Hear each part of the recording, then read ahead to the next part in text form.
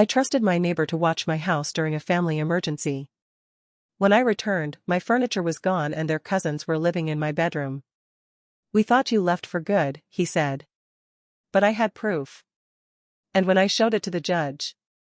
Last summer, I had to leave town fast because of a family emergency. My mom had a stroke back in Tennessee. The hospital called and said it was serious. I'm an only child, so it was on me. I live in Mesa, Arizona, and I was out the door within a few hours of that call. Before I left, I asked my neighbor, Ronald, if he could watch my house. I wasn't asking for much. Just water the plants, bring the mail in, maybe turn a light on here and there so it didn't look empty. I even offered to pay him. He waved me off and said, "Don't worry about it. Go take care of your mom." Ronald and I weren't close friends, but we were friendly.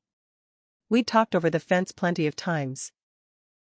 He helped me once with a busted pipe in the backyard. I helped him jump his car a few months back. We got along fine. I figured I could trust him. I ended up being gone for 3 weeks. My mom had to go through rehab and I stayed to help her get settled at home.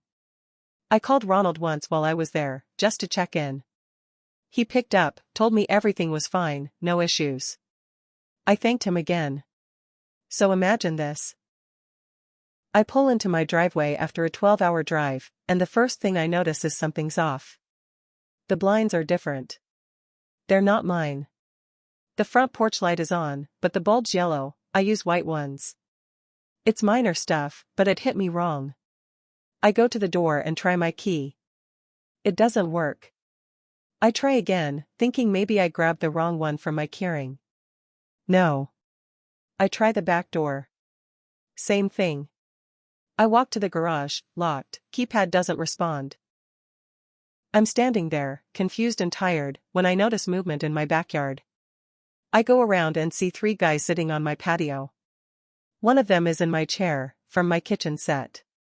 Another is using a grill I didn't recognize. There's music playing from a Bluetooth speaker that looks suspiciously like mine.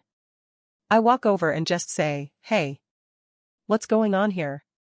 One of them, tall guy, shaved head, looks at me like I'm the problem. Then Ronald walks out from the side gate like he just stepped out of a barbecue. "Ronald," I say. "What the hell is this?" He stares at me for a second, then shrugs. "We thought you left for good." I just stood there. "What?" I said. "I told you I was coming back. I asked you to watch the house. You said you would." He shook his head, like it was no big deal. "It's been weeks, man. We figured you weren't coming back. My cousin Jerome needed a place, so you gave him my house?" "Technically, we didn't give it.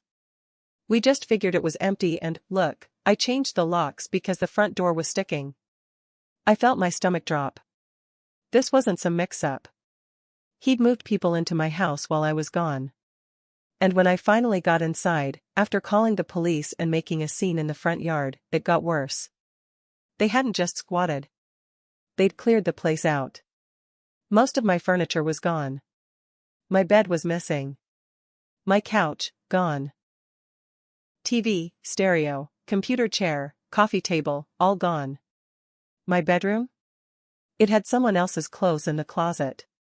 A toothbrush in the holder that wasn't mine. Dirty dishes in the sink. It wasn't even my home anymore. The cops showed up about 15 minutes later. I told them everything, that it was my house, I had proof, I'd only been gone 3 weeks, and my neighbor had agreed to watch the place. Ronald just kept standing there, arms crossed, like this was some misunderstanding. When the officer asked for ID, I handed over my license. I showed him the mortgage statement I kept in my glove box. Same address. I even pulled up the utility bills on my phone. "Looks like he's the owner," the younger cop said, looking at Ronald. Ronald didn't flinch. "We thought he moved. House was just sitting here. Jerome needed a place. It's not like we stole anything." "You changed the locks," I said. "You emptied out my house." That's when I noticed something strange. The taller cousin, Jerome, had a little smirk on his face. He wasn't worried. Not at all. Turns out, he had paperwork. A lease. Not a real one. Just something typed up with Ronald's name on it as the landlord. Signed and dated, about 2 weeks after I'd left for Tennessee. You rented out my house? I said to Ronald. It was sitting empty, he said again. Didn't seem like you were coming back. The cop said it was a civil matter. Unless I had evidence of a break-in or stolen property, they couldn't do much on the spot. One of them gave me a case number and told me to go down to the courthouse and file a formal eviction. I wanted to scream. Instead, I drove to a motel. That night, I went through everything. I still had the text from Ronald where he agreed to watch the house. The call logs. Timestamped photos I'd taken of my living room before I left. I'd posted one to Facebook right before I drove out. My aunt had commented on the color of my couch. The next morning, I went to a lawyer. And here's the twist, not only did I still legally own the house, but Ronald, by posing as a landlord, had committed fraud. And if any of my property had been sold, that was theft. Real charges. But it didn't stop there. I pulled my bank records. I found something else. The week after I left, someone had accessed my Wi-Fi and used my login info to order deliveries to the house. Pizzas, groceries, even some tools from Amazon. The delivery address matched mine, but the name? It wasn't mine. It was our Daniels. Ronald's full name. That's when it hit me, this wasn't just poor judgment or a misunderstanding. Ronald planned this. He waited until I was out of town. He moved his cousin in. He changed the locks. He slowly cleared out my things. Sold what he could, kept what he liked, and told himself it was all fair game because I left. What he didn't know. What none of them knew, was that my front door camera had still been working the whole time. Cloud-backed. Motion activated. I had footage. Boxes being carried out. People I didn't know walking in and out of my front door. Ronald taking a rug out one morning, laughing on the phone. Jerome moving in a mattress through the front. I downloaded all of it. I brought the footage to my lawyer. We watched it together in his office, both of us silent except for when he muttered, "Jesus Christ," under his breath. There was no denying it. Timestamped, clear as day. They didn't even try to hide. Ronald wasn't just helping Jerome move in, he was helping himself to my stuff. My TV was wheeled out on a dolly.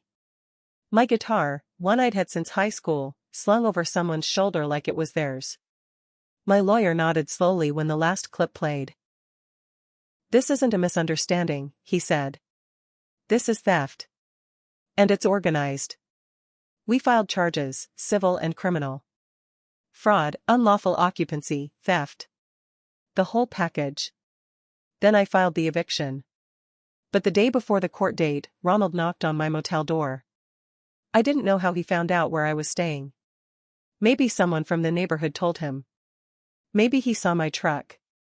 I opened the door halfway. He looked different. Less smug. But still not sorry. I think we should talk, he said. I let him speak. He said it was a mistake. That he didn't think I'd be back so soon. That he just needed to help out his cousin. He said they didn't sell anything, they'd moved it to the garage for safekeeping. Total lie. My garage had been emptied too. Then he said something that stuck with me. You really gonna take this to court? Over some furniture? I didn't say anything. Just shut the door in his face. The hearing was 2 weeks later. I showed the judge everything. The lease. The footage. The texts. Ronald tried to say I'd given him permission to let people stay there. My lawyer shut that down fast. The judge didn't buy it for a second. But the real twist came when Ronald's cousin Jerome got up to speak. He said under oath that Ronald told him I was a drug addict who had ditched town and was never coming back. Said I'd abandoned the house, and Ronald was doing the neighborly thing by making sure it didn't get broken into.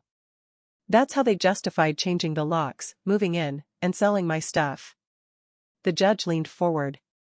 Do you have any proof of these claims? He asked Jerome. Jerome shook his head. That's when I pulled out my phone again.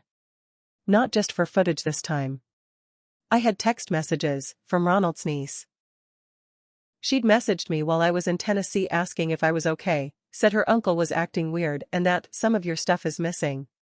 She'd even sent a photo of my couch on the neighbor's patio during a barbecue. Yeah.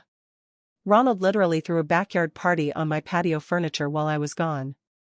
The judge's face didn't move, but I could see it. The decision was already made. The judge ruled in my favor, and they were forced to leave. I got the house back. But every time I walk through it now, it doesn't feel the same. I replaced what I could, but not everything. Some things, like the guitar my dad gave me or the old photos I kept in that bottom drawer, they're just gone. And sometimes I still look at Ronald's house next door and wonder how long he was planning it before I even left. But I don't ask. I don't wave. I just lock my door every night and wonder if trusting people is something I'll ever really do again. A few weeks after the court decision, I was still living in a kind of haze. The house was technically mine again, but it didn't feel like it. Every room held a strange silence, like it remembered being violated. I'd changed all the locks. Installed new cameras. Even put a steel bolt on the inside of the back door. But I couldn't shake the feeling that someone had been walking through my life like it was theirs. Then one afternoon, I got a call from a local pawn shop. The owner said he had something with my name on it, literally. An old toolbox I'd gotten from my grandfather, with my name etched on the bottom. A guy had tried to pawn it that morning, and the shop ran the serial numbers. Somehow it flagged my police report. When I went to pick it up, I asked if he had surveillance footage. He did. It was Jerome. The same guy who swore in court that they never sold anything. There he was, on camera, trying to trade my grandfather's toolbox for $40. That's when I started digging deeper. I visited 3 more pawn shops across town, asking if anything matching my stolen items had shown up. 2 of them had. One had my stereo system, still marked with my name in Sharpie underneath. Another had my bike. The mountain bike I saved up for in college. At this point, it wasn't just about Ronald anymore. Jerome had been working his own little hustle, pawning things quietly while claiming innocence in court. I brought the new evidence to the DA's office. They reopened the case. Then something happened I didn't expect. Ronald's niece, the one who sent me the warning text, came by one evening. She was shaking, nervous. Said she didn't feel safe anymore. That Ronald had blamed her for the court case and kicked her out. She'd been staying with a friend on the west side. Then she said something that made my skin crawl. He's planning to sue you. I blinked. What? For what? He says you embarrassed him. That you made him look like a criminal and now he can't get work. I stared at her, trying to keep my voice steady. He is a criminal. She nodded. Yeah. But he doesn't see it that way. I didn't know whether to laugh or punch a wall. A week later, I got a letter. Not from Ronald, but from a law office. He actually went through with it. The claim? Defamation, emotional distress, and loss of income. He was suing me for making him look bad in court. After he broke into my house, sold my stuff, and lied under oath. I thought it was a joke at first. But no, it was real. He hired a lawyer and everything. My own attorney looked at the paperwork and just sighed. He's got no case, he said. This is retaliation. It won't go anywhere. But it's going to waste your time. And it did. It dragged out for months. I had to keep showing up for depositions, giving statements, printing emails, turning over texts. All to prove that I wasn't the one who ruined Ronald's life. The worst part? People in the neighborhood started talking. Some of them believed me. Others didn't know what to think. Ronald told anyone who'd listen that I was some unstable guy who snapped after his mom got sick. That I abandoned the house and then tried to ruin him out of jealousy. He even said I'd planted the camera footage. One neighbor, the guy 2 doors down, stopped saying hi to me completely. Another one asked, Why didn't you just work it out with him quietly? It made me sick. I'd spent years in this house, fixing it up, planting a garden, repainting the shutters by hand. I knew the creak in the hallway near the bathroom, the way the front window caught the afternoon light. It wasn't just a house. It was my life. And Ronald stomped through it like it was nothing. Then, just as things started to settle, I found out one more thing. Ronald had done this before. Not in our neighborhood. But years ago, in Phoenix. I found a small claims case in the court records. Different name, different house, same pattern. The homeowner left for a long trip. Ronald offered to keep an eye on things. By the time the guy came back, Ronald had moved people in and tried to claim squatters' rights. The homeowner dropped the case after settling out of court. That's probably why Ronald thought he could do it again. But this time, he picked the wrong house. And the wrong person. Once I found that old court case, something inside me shifted. Until then, I'd been reacting, just trying to clean up the mess, protect what was left. But now I knew this wasn't a mistake or a lapse in judgment. Ronald had a pattern. He targeted people. That changed everything. I had my lawyer file a motion to unseal the old Phoenix case. When it came through, I went through every page. The details were too familiar. The lies. The timing. Even the excuse. I thought he wasn't coming back.